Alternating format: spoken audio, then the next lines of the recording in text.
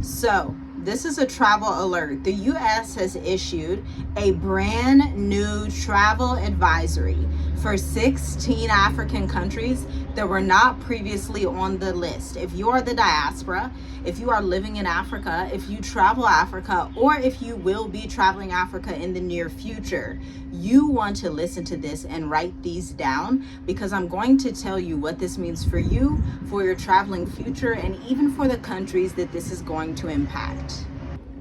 All of a sudden, 16 African nations, including Nigeria, Uganda, Mali, Sudan, Ethiopia, Burundi, Guinea Bissau, and Mauritania, have been flagged as high-risk destinations. Political instability, civil unrest, and health concerns are the quote-unquote reasons that they are high risk. They're saying this could possibly lead to extreme danger for those of you who are Americans traveling abroad. This is all coming from the U.S. State Department. Okay? And so if you are an expat, a remote worker, you're traveling, or a future nomad, you're like, oh my goodness, what does this mean? So what exactly is high risk? Well, level 1 travel advisories for America mean travel normally with usual precautions. Level 2 means that you need to exercise increased precautions. Level 3 means reconsider travel altogether. And level 4 means like don't travel there at all. And these 16 nations are all on level 4 travel advisories. Do not travel at all. It could mean anything from protest-related developments, violence, kidnappings, healthcare system collapses, disease outbreaks, or weak rules of law. This September advisory, some nations remained on watch, continuing into late September 2025. Again, Sudan, Ethiopia, Mali, while others like Nigeria, Uganda, Burundi, Guinea Bissau, and Mauritania are newly upgraded to the list. That means that Washington sees their risk factors as climbing fast. Now, whether or not this is legitimate, I know Mali is I think they're doing pretty well in the Sahel region, with Niger, obviously Mali and Burkina Faso forming an alliance. So whether it's actually dangerous or not, you as an American, you need to be aware. You as somebody that's a foreigner, be aware of that, because this can have implications on you. It's the type of situation where you are happy that Africa is rising, the parts that are becoming more stable, but you also want to be aware of the weak spots. Almost like you're taking an analysis of the entire continent and saying, okay, these areas are in the red, these areas are in the green. I'd love to travel these areas in the future, love to look at the history, but maybe right now I should not live there with my family long term. Now, they're saying in Uganda, recent constitutional amendments have triggered mass protests. I'm not sure what that really looks like. I don't really know much about Uganda, but that's what they're saying. They're saying that there is some instability happening in Uganda. It seems a lot of times East Africa is that pinpoint of instability, whether it's Kenya, Uganda, sometimes Tanzania with their elections. Obviously, Burundi is like the poorest country in Africa. East Africa is one of those locations, with South Sudan being in proximity, that you really do need to pay attention to.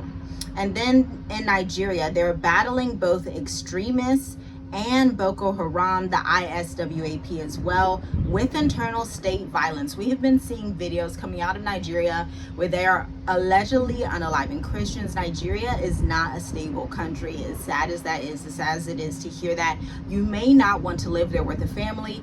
You may not want to live there as a mature adult that's looking for retirement or a peaceful sabbatical or a year off from all of your hard work in the States. You may want to go somewhere that's a little more stable, like a Rwanda, Botswana, Mauritius, the Seychelles, potentially even a Namibia, something like that, where you know you're going to be safe and you're going to have infrastructure and you're going to be able to enjoy your time until they get these things kind of fixed. And then there are health concerns as well. I'm not sure what the health concerns are. I'm not sure if that's like completely legit. They said that during C19, and you know, it didn't pan out to be completely legit for the African continent. Nonetheless, that is what they're stating. And then they say law enforcement and corruption. Now, this is actually true. A lot of Americans don't understand that law enforcement corruption is rampant in Africa if you choose a corrupt country. We were talking about this last night in the state of the diaspora just yesterday.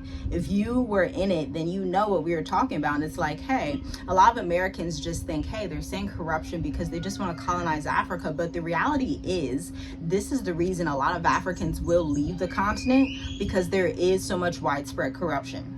That can look like you have to pay the police officers lunch every 5 seconds. Every time he pulls you over, that could be once a day or a couple of times a week, that you are expected to pay for his lunch and move on. It could be dealing with immigration. It could be dealing with getting your business started. It could be taxes. And so you have these measures where it's like just money, money, money, money. And a lot of expats do not want to experience that. And you're going to see less of that as you go toward countries like Botswana, Namibia, Mauritius, Seychelles. They don't deal with these issues as much. Rwanda as well. Rwanda is the Singapore of Africa. Rwanda has that stability, anti-corruption. Burkina Faso says they're also the land of the upright people. And so I'm assuming they don't do too much of that as well. So just be aware of that. And with all of these things combined, obviously it looks like high risk, exponential risk, especially for foreigners whose safety nets are thinner when you're abroad. And so you're probably like, what does this actually look like on the ground? So for you, you're going to see flight disruptions, I can guarantee. Countries that are flagged as high risk see way more visa refusals, flight cancellations, and embassy evacuations that are going to be pending in the next couple of weeks and months. Travel insurance spikes. If you are in these countries, your safety wing policy could switch from being quite affordable to quite drastic, and you're going to be like, why is my policy so expensive? Okay. Movement restrictions, both formal border closures and informal town border checkpoints and curfews in these African countries. This also creates a digital risk of censorship, inconsistent internet outages, and possible travel bans that are literally without warning. This is not the type of thing where you want to go in blind. Africa is a wonderful continent, my favorite continent on the planet, but it's also very complex, and it's filled with 54 different sovereign nations. We were saying this in the state of the diaspora. We say this in the mature adult intensive as well, our high touch program.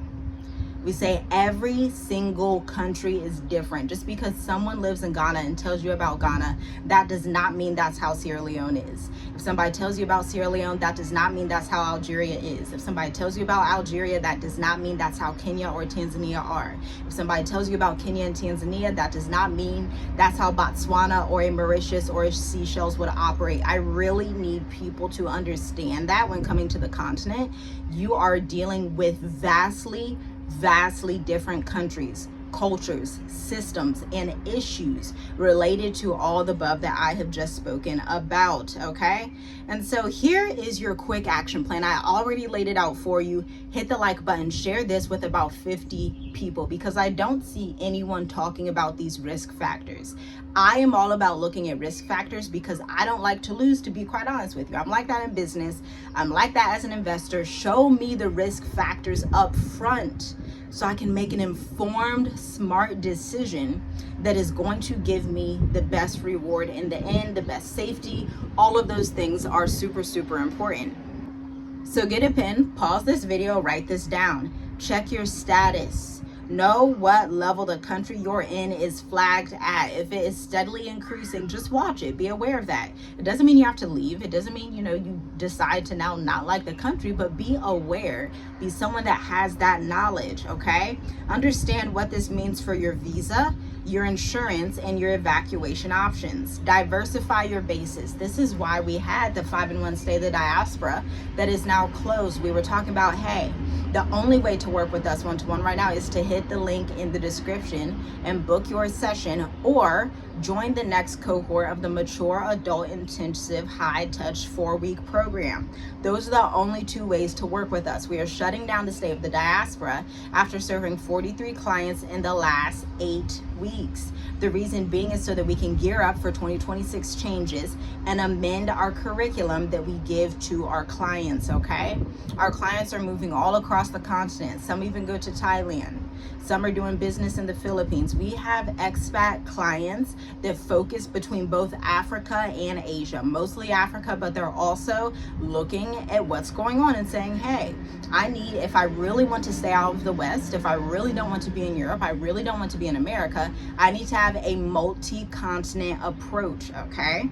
Next, have local intelligence, follow local news, understand your embassy updates and alerts, church and community networks. If you have drivers that you have, this is one of the reasons that you want to be integrated in the society.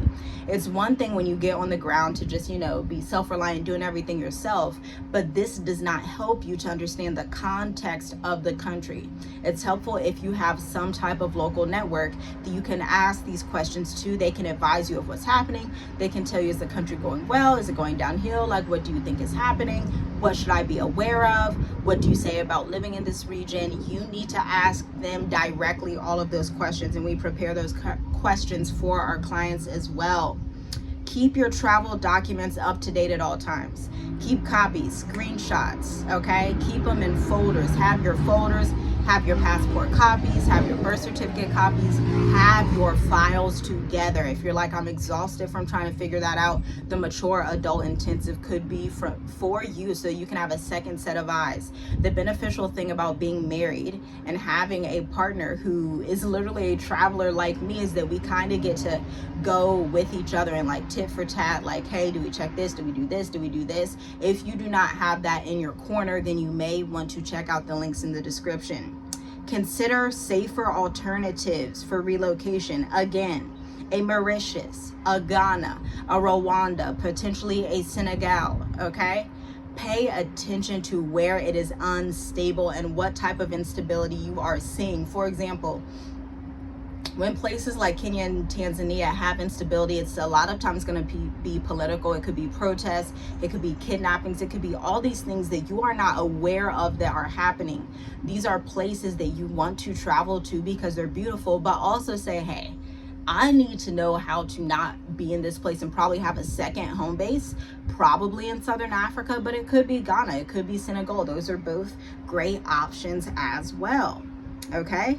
And time your moves. When political cycles calm, then you're going to be good. But if you know political cycles are coming up, for example, Tanzania has an election here, I think in the next couple of weeks. So you want to be aware of that. You want to know when these political cycles are changing, what people's thoughts are, if they agree with expats being in their country, because even in South Africa, I've seen videos where they're like, we don't want Zimbabweans, we don't want Americans, we don't want any of them. These are things that you want to be aware of, the mindset of the people. It doesn't mean there's anything wrong with them, but if they are in distress, they're probably not going to feel all that welcoming towards you. And again, this matters beyond travel. It signals how the U.S. views governance and can shift the way that the entire globe views certain African countries' safety and risk factors. It influences investor confidence as well, foreign aid and economic partnerships, and it shapes the global narrative of which countries are safe or risky, whether it's legitimate or not. Be aware, be discerning, know your risk factors. This affects tourism, your ability to remit different monies to different countries, your ability to even have your bank account not freeze. This is something we cover as well. These are serious topics that are not covered that often in this sphere. And then it also deals with immigration policy, because every single time a nation is flagged, it's not just a risk factor for travelers, it's a reputational tag. Shalom, shalom. I'll see you in the next video. Like this video, share it, subscribe to this channel for more Africa, Asia, US, UK collapse, just the whole, we're just covering pretty much everywhere to see what's happening in the end times. If you like content like that, if you like it from a prophetic lens, if you like it from a risk factor analysis lens, because you're a mature adult, because you have a large family, because you have nieces and nephews, because you have a mother or a father that's growing old and you're kind of looking out for them, then welcome. This is the channel for you. Shalom, shalom. I'll see you in the next video.